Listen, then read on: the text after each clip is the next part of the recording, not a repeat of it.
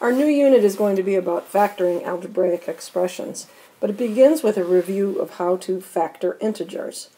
One of the skills in factoring integers is being able to find all of the factor pairs. And if you remember from 7th grade, the way that we went about this was to first find the prime factorization. So if I want all the pairs of the number 56, the first thing I'm going to do is find the prime factorization. And from here on in, I'm going to use PF for prime factorization. To find the prime factorization, I can break it down into any two things that multiply to give me 56. In my mind, the first thing that pops into my head is 7 times 8. 7 is a prime, 8, however, is not. 2 is, 4 is not. 2 times 2. So, the prime factorization is 2 times 2 times 2 times 7. We're going to use this to find all factors. And I could express this as 2 to the 3rd times 7.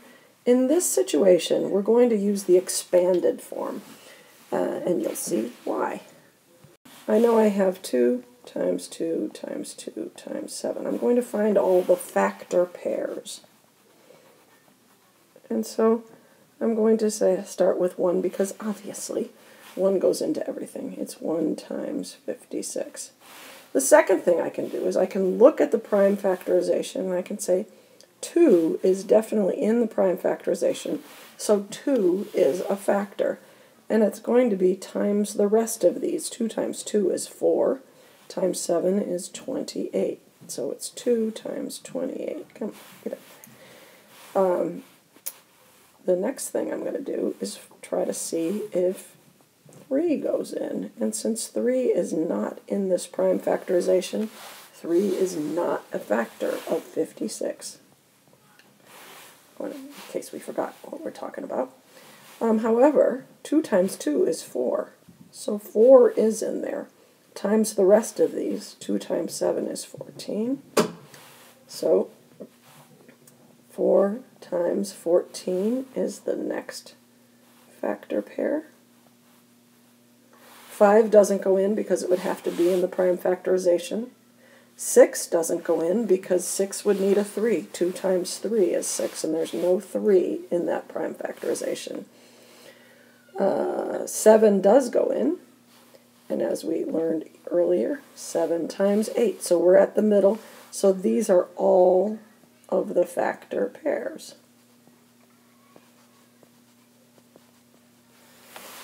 In your homework, they're going to ask you for positives and negatives. I'm going to put that off for a different date. I want to go now to review. Let's just do another number, actually. Let's try it again with the whole. I'm going to erase this to make some more room. I'm going to talk about the number 84. Number 84. Okay, so one thing, you can see that 2 goes into this easily. 2 times 42. And then 42 is clearly 6 times 7. And then this is 2 times 3. So 84 is 2 times 2 times 3 times 7. I could also express it in using exponents. It would be 2 squared times 3 times 7. But because I'm looking for all of my factor pairs, I'm going to leave it in expanded form. So once again, I know that 1 times 84 gives me 84. I can see that 2 is a factor here. So 2 times the rest of those equals 42. 2 times 3 times 7. Now in this number, 3 also goes in. I can see that it's 3 times the rest is 4 times 7, or 28. I can also see that 4 goes in because I've got these two 2's. So it's 4 times 21. 5 is not a factor, because I would need a 5 in my prime factorization, but I can see that 6 is a factor. 6 times 14. 2 times 7 is 14. 7 is also a factor, because 7 is prime, and it's there. 7 times 12. 8 is not a factor, not because I would need another 2. 8 is 2 times 2 times 2, and we only have 2 2's here. 9 is not a factor, because I only have 1 3, and a 9 is a 3 times 3. 10 is not a factor, because I would need a 5. 11 is not a factor, because I would need an 11. Those are the prime numbers. They would show up in the prime factorization. 12 is a factor, but we've already got that, so we're at the middle. This is how we go about finding all of the factor pairs. I will say also that if I wanted to find the greatest common factor, otherwise known as the GCF, which we are going to be working with quite a bit this chapter in algebra, it simply means the biggest number that goes into both. Since I've already listed all of the factors, it's evident from the work we've done so far that 28 is the greatest common factor of 56 and 84. But because of the power of primes and what we can learn, what we can tell about everything that goes into each of the numbers when looking at the prime factorization, there's actually a shortcut. So to use the shortcut, we're going to do the exponential form. Talk about 56. It equals 2 to the third times 7, and 84 is equal to 2 squared times 3 times 7. So to use the prime factorization to find the greatest common factor is a shortcut. You could always list them all out, but I can tell by looking at this that they have 2's in common. I can also see that they have 7's in common. And the question is, how many of these? Well, 2 to the third doesn't go in here because there are only 2 2's. So 8 is not a factor of 84. Only 4 is. But this does have 2 2's. So I can say the common primes, primes are 2 and 7. Okay, so first you want to find the prime factorization, which we've already done. Second thing we want to do is look for the common primes. They are 2 and 7. And then you want to use the smaller, the smallest I think works, power of the common primes.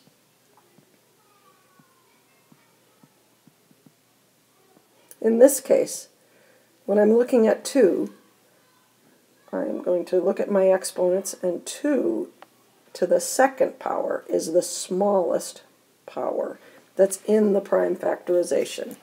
Obviously, 2 to the first goes into both of these, but I need 2 2's to cover the greatest common factor. And then the common power of this is 7, making this 4 times 7, or 28, which we already knew from doing the longhand work. But if I want to do this, I then multiply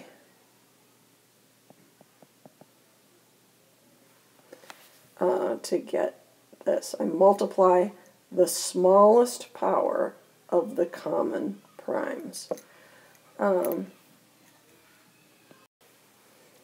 the example in your book, they actually give you the prime factorization for the number 882. They tell you that it is 2 times 3 squared times 7 squared, and the number 945,